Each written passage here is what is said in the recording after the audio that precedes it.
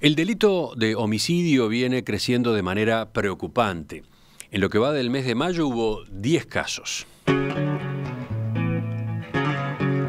El que más trascendencia tuvo a nivel mediático en las últimas semanas fue el homicidio de un joven de 21 años en un supermercado de la cadena Quinco, en Pocitos, durante una rapiña, un caso que aún no fue aclarado. Según la Fundación Propuestas, vinculada al Partido Colorado, en el periodo enero-abril hubo 147 asesinatos, 80% más que en el mismo periodo del año pasado. ¿Qué es lo que está ocurriendo? ¿Cómo se trabaja en el esclarecimiento de estos hechos? Vamos a conversar a partir de este momento con el doctor Juan Gómez, fiscal de homicidios de Montevideo. Doctor Gómez, buen día, gracias por acompañarnos. Buen día, con mucho gusto estoy acá. Una aclaración para los oyentes. A partir de la reestructura de funciones que implicó la entrada en vigencia del nuevo Código del Proceso Penal, ¿usted es el único fiscal de homicidios en la capital? Así es, tengo la competencia de los delitos de homicidio exclusivamente a partir del 20 de febrero de este año, porque antes tenía una competencia más ampliada que comprendían delitos como las lesiones personales, disparo de arma de fuego, entre otros delitos, lo que felizmente para mí se advirtió como una carga muy pesada y se me limitó la competencia de la Fiscalía de Homicidios exclusivamente a los homicidios entre los dolosos, culposos, situaciones todas vinculadas con la muerte, pues también actuamos en casos de suicidios, muertes naturales, muertes dudosas, y eso hace una competencia vasta de actuación. Entonces, para pasar en limpio, de todas esas posibilidades de muertes, ¿cuáles son las que le corresponde a usted investigar? Todas. Todas. Pero en particular los homicidios. En particular, y hay hasta una cuestión de sentido común y de priorización del trabajo. Aquellos homicidios dolosos tienen una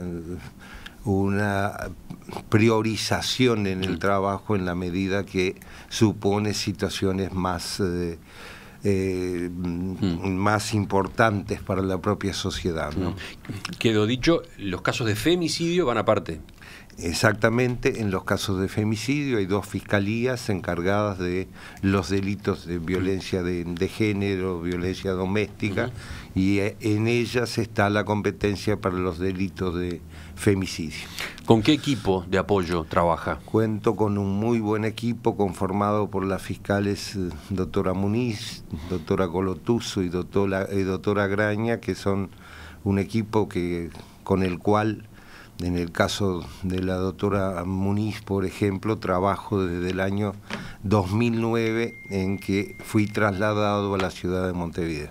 Ah, bueno, pero entonces no es el único fiscal. Usted encabeza esta fiscalía, pero no es el único fiscal. ¿Cómo hacemos esa precisión? Obviamente es un equipo y es necesario trabajar en equipo, y naturalmente yo no puedo estar en todos lados, es imposible, y si no fuera por el trabajo de mis colaboradoras sería muy difícil llevar con algún éxito al menos nuestra responsabilidad frente a la sociedad. ¿Y cómo se distribuyen las tareas con la policía?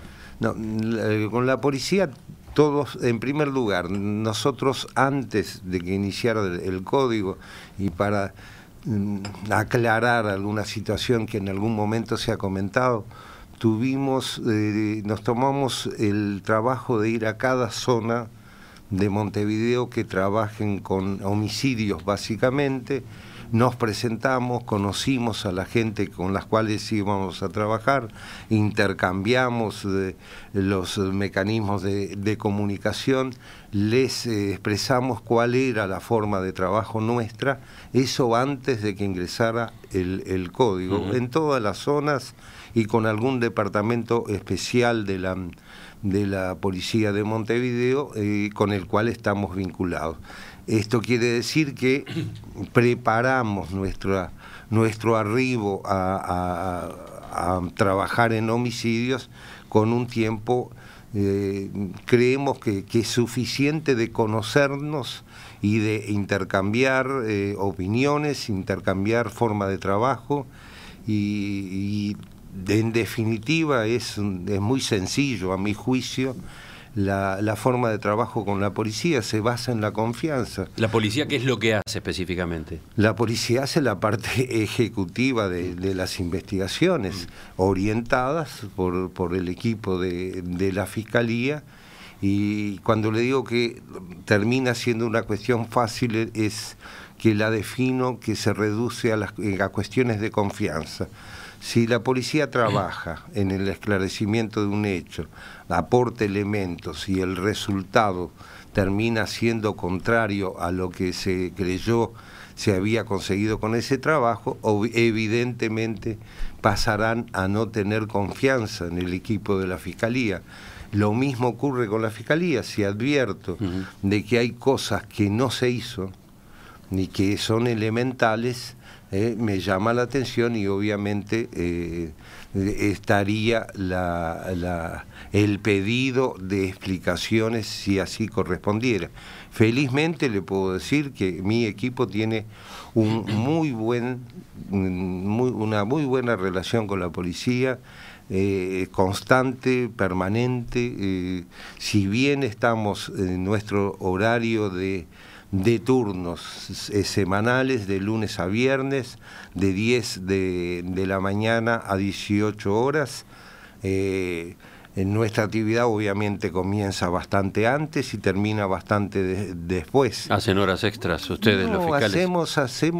No horas extras, hacemos las horas que requiera la responsabilidad de dirigir una investigación. Yo acostumbro a decir de que nada se puede investigar en estas cosas, en este tipo de asuntos, teniendo nada más que una disponibilidad horaria de 6 o 8 horas. Las cuestiones son dinámicas, las informaciones se operan a veces permanentemente y a veces en horas, desde luego que no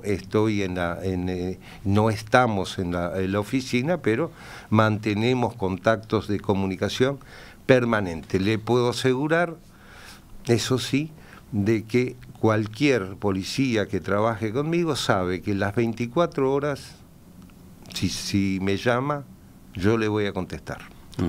Eso es una aclaración importante, porque ha habido versiones a propósito de malos entendidos, demoras, debido a que el fiscal demoraba en autorizar una determinada actuación, etcétera. Mire, eso se inserta en un cambio de sistemas y que a veces uno lo mira hasta con cierto asombro de que se afirmen determinadas cosas pretendiendo comparar 110 años.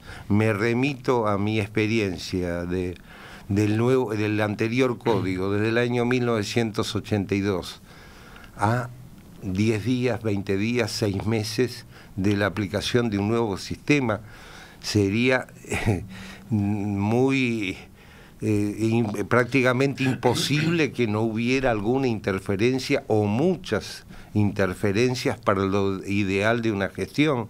Se debe dar, se ha dado, pero son cosas que tienen solución y que de alguna forma en homicidio yo le puedo nada más que decir 2 ejemplos. He tenido muchas veces que trabajar en la noche y en la madrugada, y he contado con la colaboración de los colegas magistrados judiciales en forma absolutamente resaltable, y no he tenido ningún problema ni de comunicación ni de resultados. He pedido allanamientos, detenciones en horas impropias, 2, 3 de la madrugada, pero en función de ese contacto que uno mantiene con quien está investigando, que es la policía, la necesidad de adoptar algunas medidas no tienen hora. Por eso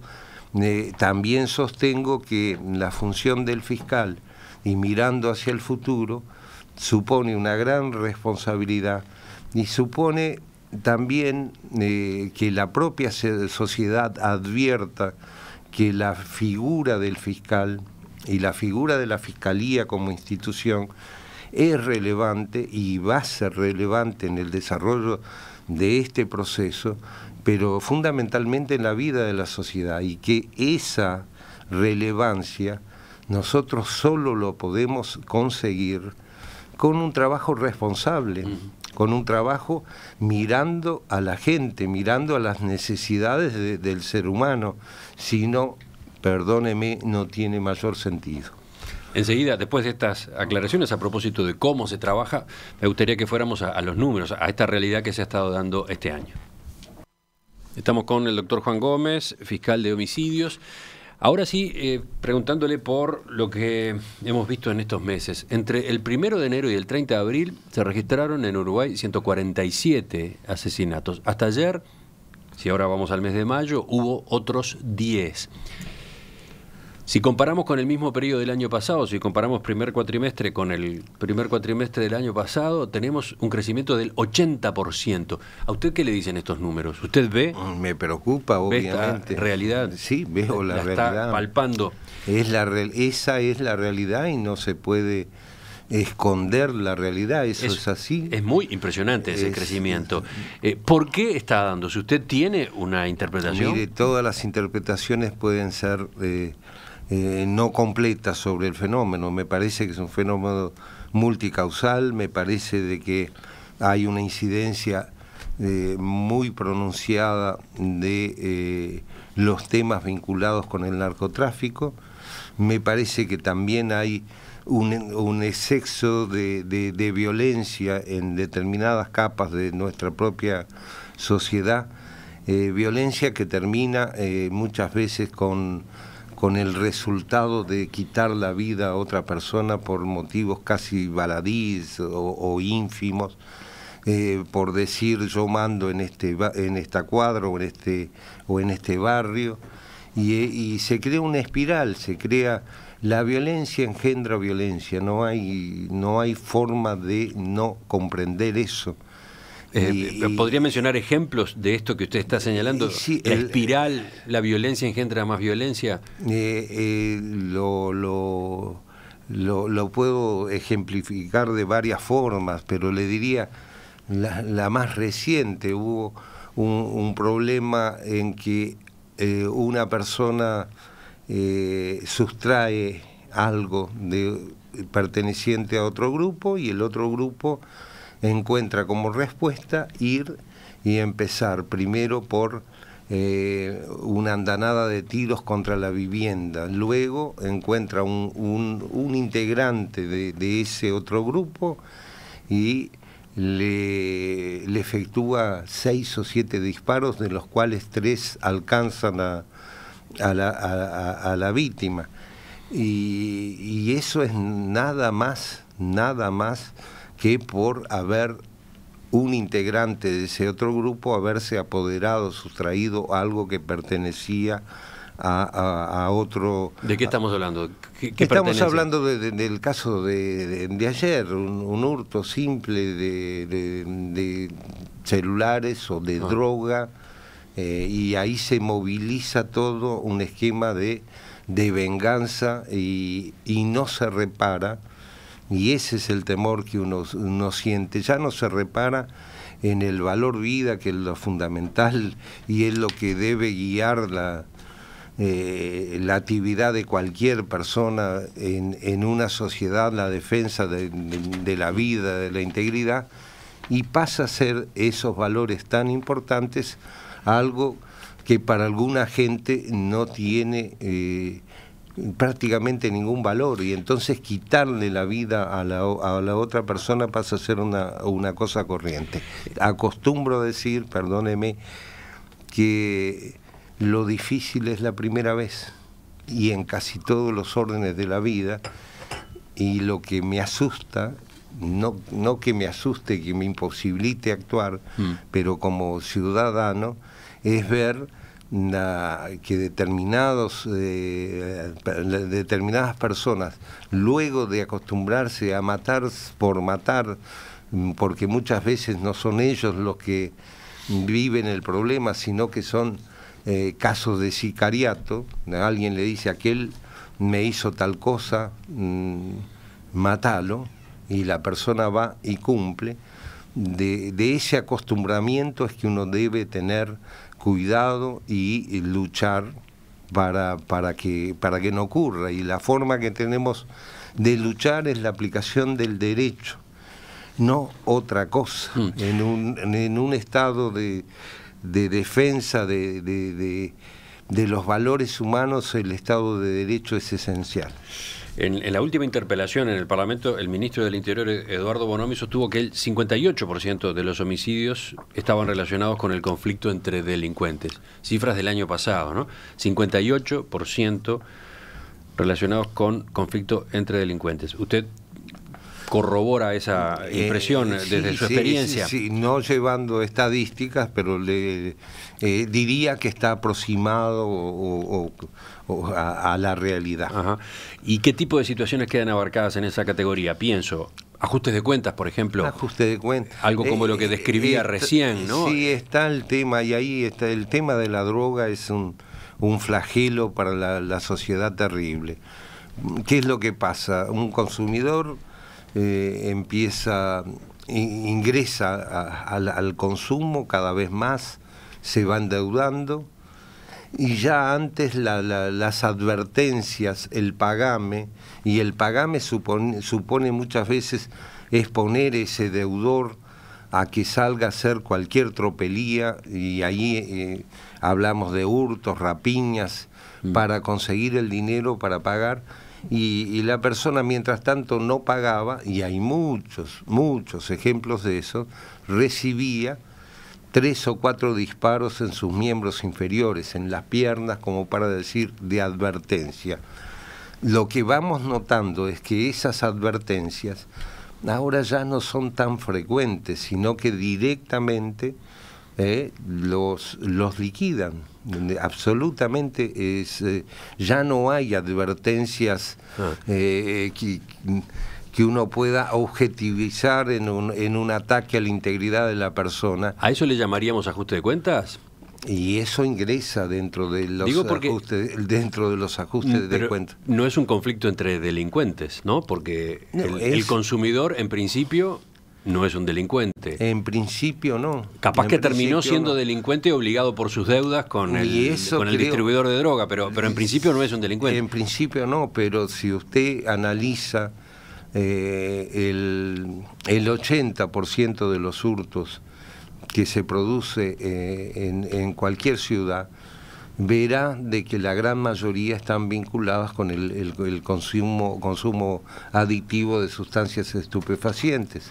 Después tenemos aparte también en esta categoría venganzas, ¿no? Venganzas, y ahí sí luchas entre bandas que también existen, están individualizadas. Luchas por el territorio, se dice. ¿Es eso? ¿Ese es el concepto? Se dice básicamente el territorio, el lugar de venta, el establecer bocas de ventas en determinadas zonas, y eso ha causado muchísimos enfrentamientos, muchos de los cuales han terminado con muertes, y en general también algo que preocupa y mucho, de personas muy jóvenes, ¿no? Esa es usted mira de los números que usted me mencionó, si va al detalle fino, verá que estamos hablando de jóvenes, algunos adolescentes, otros de 18, 20 años, y muy pocos que superan la barrera de los 40 años. Y muchas veces pasa, o termina pasando, que este tipo de enfrentamientos abarcan a víctimas ajenas, ¿no? Ejemplos hay. Por ejemplo, que el sicario se equivoque de persona.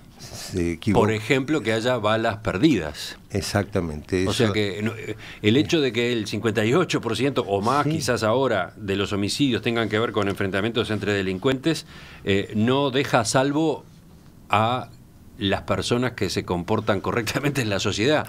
Puede terminar siendo víctima igual casi que cualquiera. Lamentablemente es así, y ha habido casos, y en los últimos también un caso que impresiona como consecuencia de esas luchas, ¿no? Es así. Le ha tocado tratar con sicarios, supongo. Me gustaría preguntarle por esa experiencia dentro de unos minutos. En el cuatrimestre enero-abril hubo 147 homicidios en nuestro país, 80% más que en el mismo periodo del año pasado. Este es el punto de partida de la entrevista que estamos realizando hoy con el doctor Juan Gómez, fiscal especializado en homicidios en el departamento de Montevideo. Doctor Gómez, yo le preguntaba cómo ha sido tratar con sicarios, este personaje nuevo, entre comillas, en el mapa del delito en Uruguay.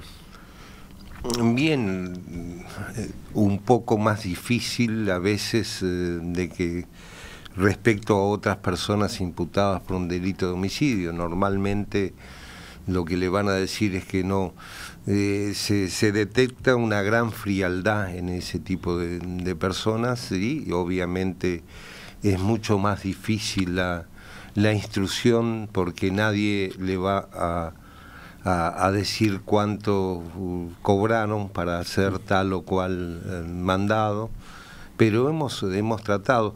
Pero ¿sabe qué?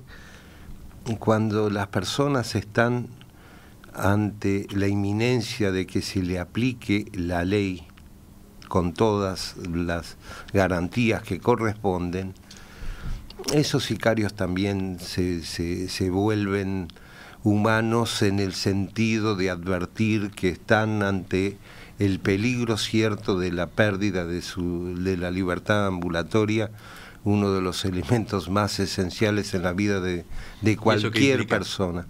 Eso implica de que no son tan fieros como parecen. ¿Y de ¿no? qué edades estamos hablando en los sicarios? Y de muy jóvenes. También muy jóvenes. Muy jóvenes, de 18 a 20, a 25 años, le diría, por ahí anda, a tal punto, y creo que se aprovechan de ese estado de juventud y de inconsciencia y de maldad que tienen determinadas personas para precisamente utilizar en esos trabajos extremadamente sucios, para llamarlo de alguna forma, ¿no?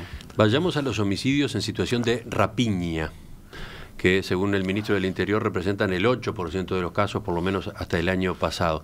¿Qué está pasando? ¿Qué lleva a que un delincuente utilice su arma de fuego? Se lo digo porque hemos tenido situaciones en las que se produce una resistencia al robo, pero en otras no, y sin embargo termina habiendo igual, o heridos muy graves o directamente muertos, ¿no? Ahí es donde entra lo que digo, el desprecio por la vida humana, porque no tiene sentido matar a un trabajador que está cumpliendo con su actividad de todos los días. ¿Pero qué puede ser? ¿La droga, por ejemplo? ¿El consumo de drogas puede estar incidiendo? La soberbia de contar con un arma, de creer que la superioridad del arma puede ser un elemento definitivo y llevar a disparar sin ningún sentido, y hay varios casos como esos, ¿no? Sin ninguna resistencia.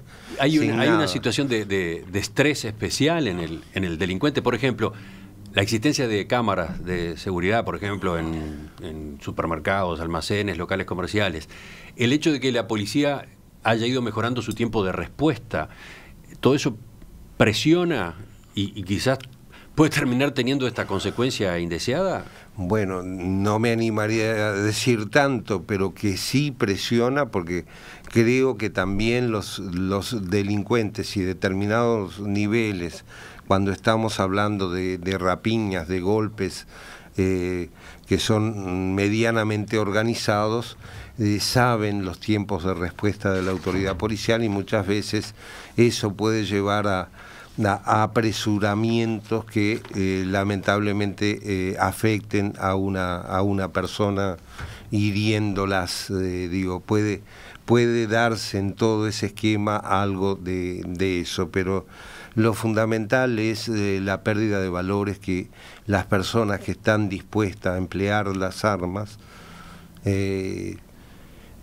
tienen. No les importa la vida de su semejante. Y estamos también teniendo en esa espiral de violencia de la que usted hablaba hace un rato, un crecimiento de la violencia en la reacción ante una rapiña. También es innegable, también es innegable ese aspecto, y me da pie para decirle de que he escuchado en algunos casos que la policía está con las manos atadas, que yo simplemente diría, apelando a la realidad, que me señalen un solo caso en donde me compete trabajar, que la policía haya tenido, o los efectivos policiales que arriesgan su vida en el combate del delito y en defensa de la sociedad, hayan tenido un problema relevante. Y cuando hablo de relevante, no es tener que comparecer ante una fiscalía y dar las explicaciones de por qué actuaron de esa manera. Y mire que dentro de ese número de homicidios habrá por lo menos 8 o 10 que responden a reacciones legítimas, en principio legítimas, de efectivos policiales. Yo pregunto, cuando me señalan, están con las manos atadas, ¿de qué ataduras estamos hablando si el sentido común prima en la respuesta de aquellos que tenemos que analizar los temas? Lo analizamos con el sentido común en primer lugar. Yo no puedo pretender que alguien que está defendiendo su vida permanezca de brazos cruzados. No deseo eso para mi sociedad, pero la realidad impone que la policía debe actuar, y es más, le digo más, en muchos de los casos, y cuando uno advierte que está realmente frente a en la presencia de delincuentes peligrosos, la propia Fiscalía insiste en que los efectivos tengan especial cuidado en defensa de su integridad. Especial cuidado, digo, que no arriesguen la integridad de ningún funcionario policial que está cumpliendo con su deber. Entonces, le resumo. Está preocupado por hacer esta aclaración, me da la impresión, ¿no?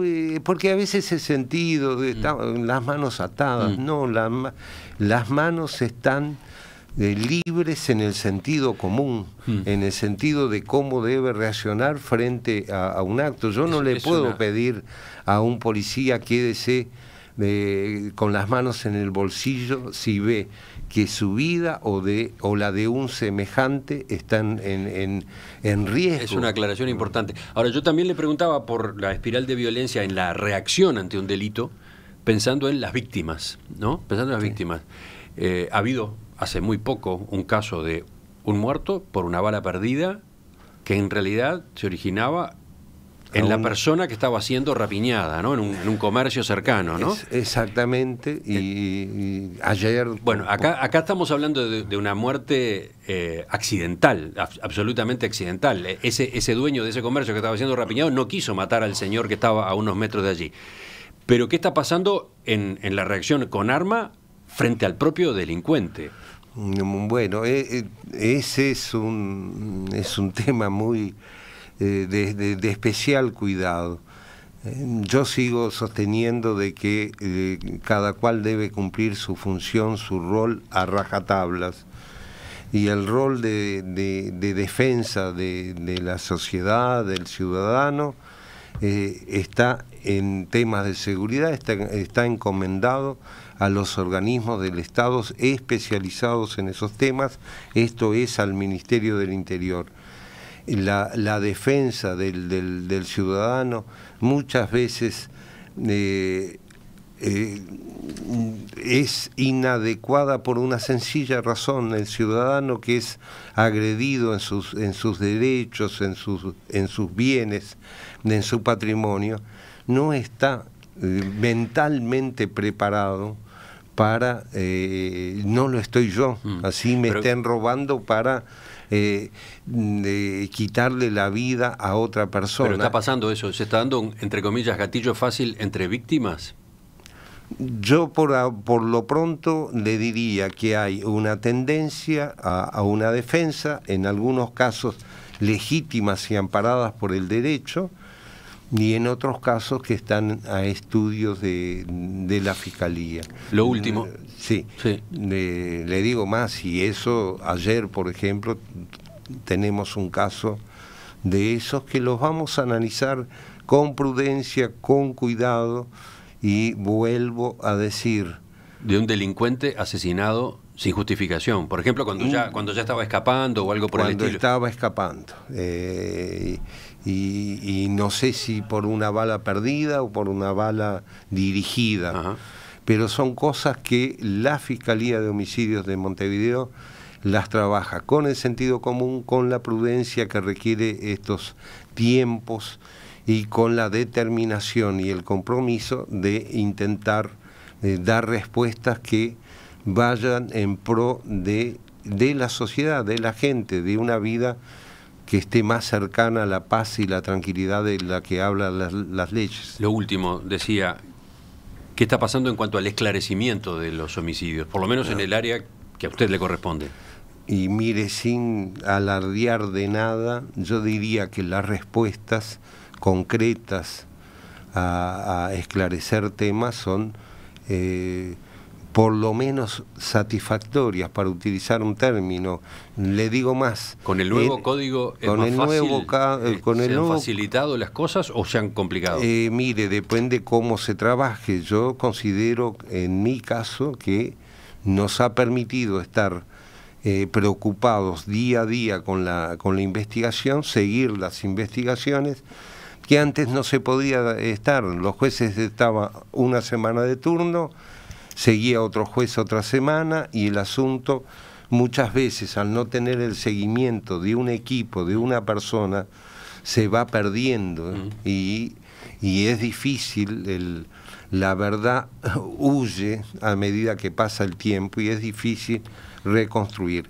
El número de casos aclarados es alto, le diría que muy alto. Ayer mismo aclaramos un caso del 28 de abril, el día anterior un caso del 3 de febrero, lo que indica que en este tipo de delitos es necesario investigaciones serias, contundentes, porque uno no puede presentar ante un juez un caso que no sea sólido, porque perderíamos la credibilidad que yo le reclamo a la institución Fiscalía. Doctor Juan Gómez, fiscal especializado en homicidios. El tema da para bastante más, pero por hoy le agradezco sus respuestas a estas preguntas. Muchas gracias.